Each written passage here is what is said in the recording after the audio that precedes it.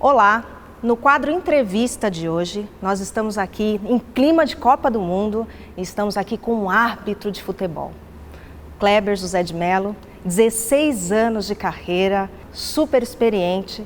Ele está aqui com a gente hoje para falar um pouquinho dessa Copa do Mundo, para falar um pouquinho do nível de arbitragem desse Mundial aqui no Brasil, explicar para a gente um pouquinho como funciona essa carreira, que é uma carreira curta. Eu descobri aqui num bate-papo informal com o Kleber que é uma carreira muito curta, que ele tem apenas... Quantos anos, Kleber? 46. 46 anos e já encerrou a sua carreira. Bom, Kleber, obrigada, um grande prazer estar aqui com a gente, o pessoal aí vai adorar. Tenho aqui umas curiosidades, assim, um pouco de meninas para te perguntar também. Me fala. Como que você começou essa carreira de árbitro de futebol, Porque é uma profissão meio que amor e ódio, não é não? É, exatamente. Boa noite, olá a todos, como vão? É uma grande satisfação estar participando desse quadro Entrevista. E depois de 16 anos prestando serviços na arbitragem aí, eu entrei pela Federação Paulista de Futebol. É um curso bem dinâmico, a gente vai falar sobre isso aí, mas eu sei que a gente vai acabar falando.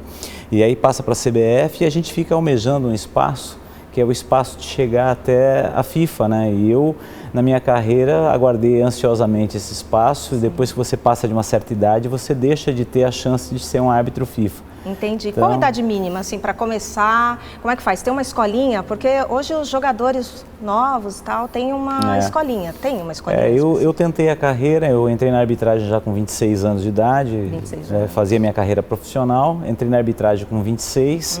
E aí até os 35 é uma idade determinada pela FIFA, quando você pode integrar o quadro internacional. Certo. E eu entrei no quadro nacional aos 34, só tinha um ano para eu mostrar serviço e a FIFA se interessar por mim. Entendi. Infelizmente esse ano passou muito rápido e eu acabei não tendo a chance de ser FIFA. Mas fui um árbitro CBF aí por 16 anos e prestei meus serviços. Aí acompanhei bastante a carreira de outros colegas, aí conseguiram ser. Só 10 árbitros do Brasil são FIFA hoje. Nossa. E esse quadro, ele é um quadro pequeno.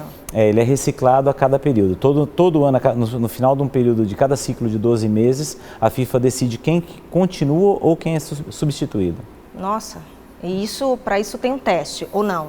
É só a quantidade de jogos que você apita, sei lá, você sai de um curso, começa a apitar e aí... Os testes são constantes e eles acontecem em cada federação. A Federação Paulista faz a sua etapa, seleciona os árbitros para levar para o degrau CBF. A CBF seleciona um grupo de árbitros para classificar e são só 20. A Federação trabalha um grupo maior. A CBF faz um corte de 20 árbitros e trabalham do estado de São Paulo, no quadro nacional trabalham 20. E aí desses 20 do estado de São Paulo, outros estados, cada um trabalha com o seu número devido. Uau. E aí desse volume de árbitros nacionais, somente 10 são selecionados para serem FIFA. Uau! E aí desses 10 árbitros aí, eles ainda passam pela reciclagem anual, continuando ou não dentro do quadro internacional. Então, ou seja, essa arbitragem que está aqui na Copa do Mundo é um pessoal que tem muita experiência. São altamente selecionados, eles são exigidos. E em todos esses degraus, em todas as suas federações, os testes são físicos, teóricos e de desempenho em campo de jogo. Certo. O somatório dos 3 testes é que te qualifica para continuar no quadro e ser um selecionável. Poxa vida! Nossa, não bem exigente. Agora me conta um pouquinho, Aquele polêmico jogo do Brasil, primeiro jogo aí, que teve aquela... digamos que aquela ajudinha, aquele empurrãozinho lá do árbitro, Me fala, o que isso impacta na carreira de um profissional quando ele comete um erro, Um erro como aquele? Porque você está ali no campo de visão, eu não sei se você tem a percepção do erro logo na hora do jogo. O que isso impacta? Eu queria fazer um comentário que talvez seja aí onde a gente pode ficar um pouco mais tranquilo. Não é o nível da arbitragem na Copa, é uma arbitragem em nível de Copa do Mundo, né? Então tem uma preparação de longa data, no mínimo 4 anos de preparação, para você preparar um grupo de árbitros para estar num nível de Copa do Mundo. E são seres humanos, né? Eles dependem de recursos físicos, não tem nenhum tipo de eletrônico que possa considerar a marcação de um árbitro. Então ele depende da consideração física, treinamento. Quando ele está ali, ele foi selecionado por um período de 4 anos, onde ele já acertou muita coisa, e acertou muito mais do que errou. Talvez tenha acertado mais de 90% de todas as suas decisões. Mas infelizmente ele está no momento culminante da sua carreira, que é um jogo de Copa. Eu não consigo enxergar que o árbitro japonês ele tenha tido má intenção ou mau preparo. E foi um momento isolado, onde ele considerou que aquilo era um puxão maior do que o normal e considerou que ele fosse um pênalti, uma falta dentro da área. Entendi. Eu acho que ali o maior mérito é do Fred ter sido um grande simulador, uma encenação muito boa, conseguiu tapear o árbitro. Pois é, mas impacta muito na carreira do profissional, né? Porque para o público, de maneira geral, que assiste pela TV, tem a visão de todos os ângulos, para o público é um erro grotesco. Para ele, lógico que lá no campo de visão, ele não tem essa percepção, mas impacta bastante.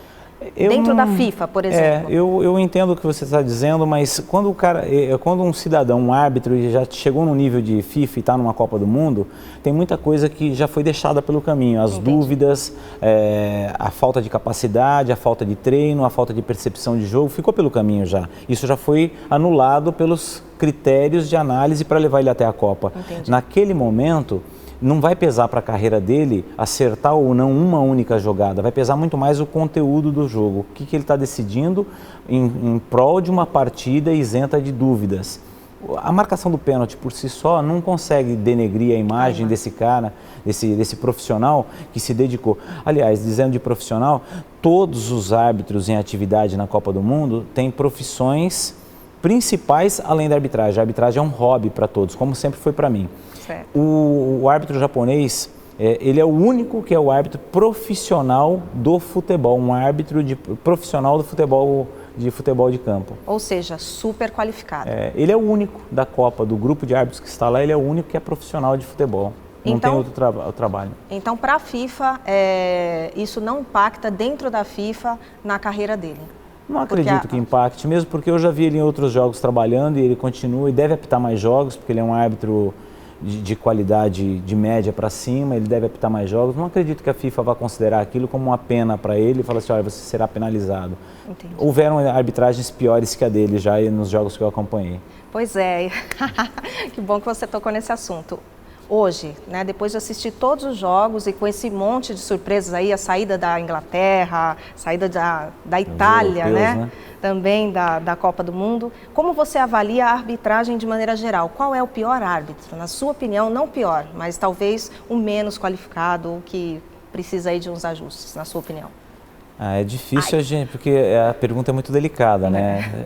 A FIFA já decidiu que alguns podem ir para casa já, apesar de todos estarem dentro da mesma capacidade, alguns já podem ir para casa que não vão trabalhar mais. E aí eu acho que aí já começa a considerar quem não está a contento do trabalho nível Copa do Mundo. Entendi. Mas todos eles vão ter chances aí de mostrar por que foram selecionados para estar na Copa. Fugiu da minha pergunta, hein, juiz?